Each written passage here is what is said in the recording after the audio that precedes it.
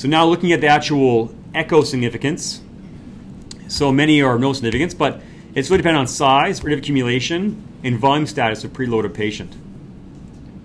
So in correlation with things like pulses, paradoxes, looking at a drop in inspiratory pressure and the systolic pressure of greater than 10, that's your actual clinical equivalent of an echocardiographic sign, which we'll talk about. And it's not necessarily an all or none diagnosis. You don't need all these echo features to diagnose tamponade. It may only be one or two in the proper clinical setting. So chamber collapse is a common phenomenon in large effusions in tamponade. And that's because what's happening is we know the right side of the heart has lower intraventricular pressures than the left. And so what's happening is you're looking at a higher intrapericardial pressure than the pressure in the RV and RA cavity. And what we commonly see is that intrapericardial pressure manifests first on the right atrium as opposed to the right ventricle. And that's surely because the pressure in the right atrium is lower than the pressure in the right ventricle.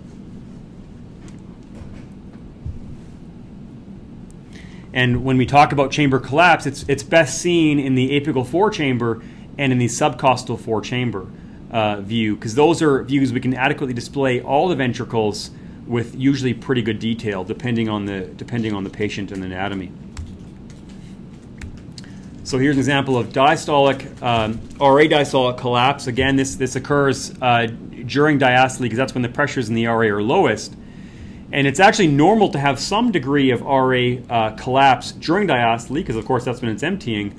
But the longer that occurs, the more noticeable it is, the more specific it is, okay, for significant tamponade.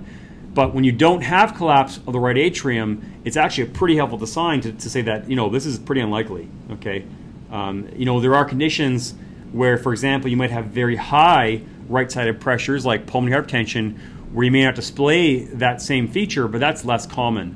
And so it's a very sensitive diagnosis to look at. You know, if their right atrium is wide open, it's a low-pressure chamber. It shouldn't be, okay, for tamponade. Next, the commonly cited thing is the RV diastolic collapse. Okay, and this patient, this is again an apical four-chamber view, left ventricle, left atrium. This should be the right ventricle. That should be the right atrium. We're not displaying it well here. Obviously, there's a large pericardial effusion, large anechoic space surrounding the heart. And what we're getting here is really a significant amount of RV diastolic collapse.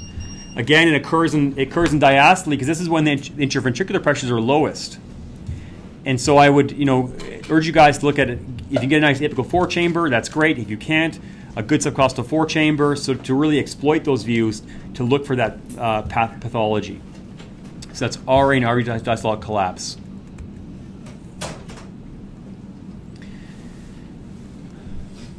Now, why do we get pulsus paradoxus? Well, the actual reasoning is that when you inspire, you have an increased preload to your right side, and you have a relatively fixed intrapericardial space. And so what's happening is you're getting shift of the septum towards the left ventricle. And when you get shift of the septum in diastole, you actually impair filling of the left ventricle. Okay, so it's actually like a preload dependent state where you're impairing filling and you're dropping cardiac output by virtue of dropping diastolic filling. Okay, and that drop in diastolic filling results in your pulsus paradoxus.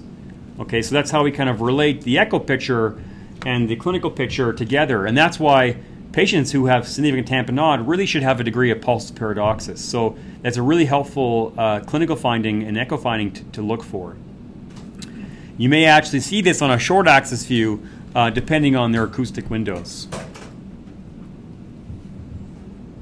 So this is bowing of the intraventricular septum into the LV cavity, impairing LV filling and preload.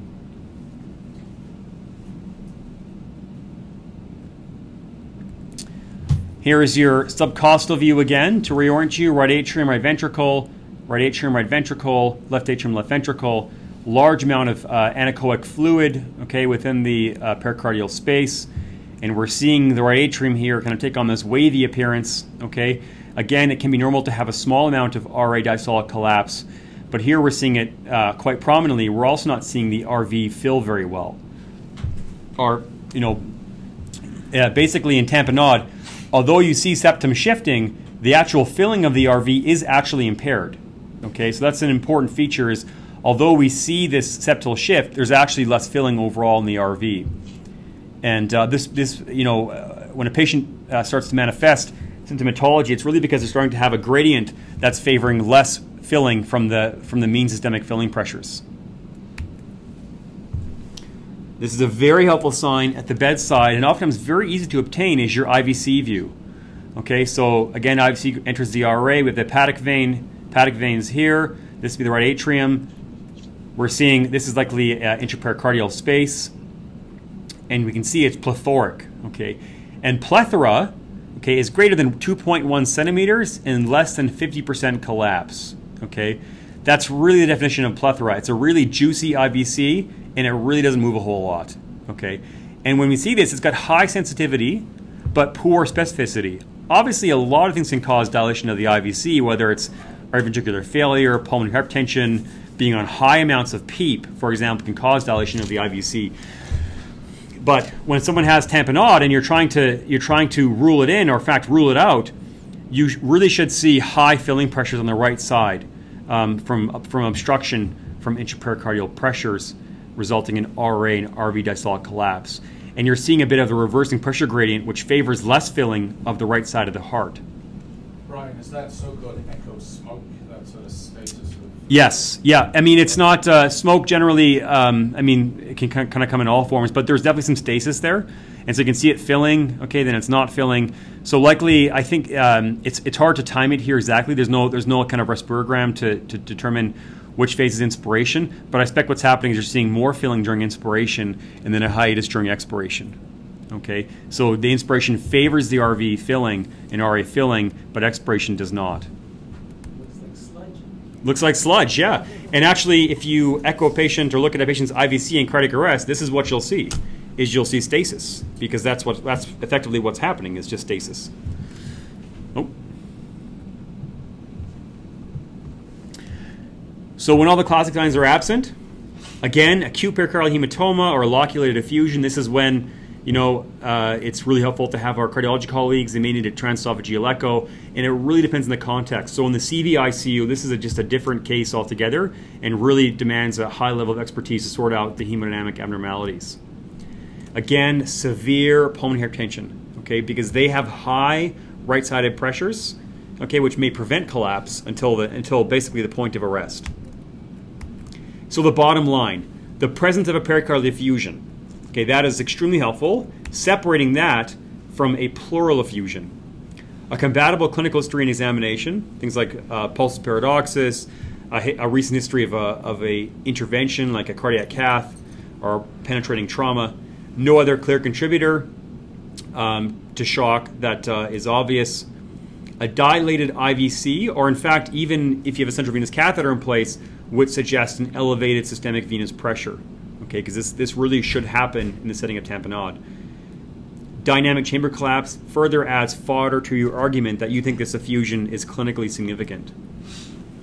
And then if you have if you had a swan in place, or you're capable of doing Doppler, you could say there's the reduced stroke volume and cardiac output, which can be extremely hard to do because in tamponade you often have a lot of swinging to and fro of the heart, which prevents you from getting good signals.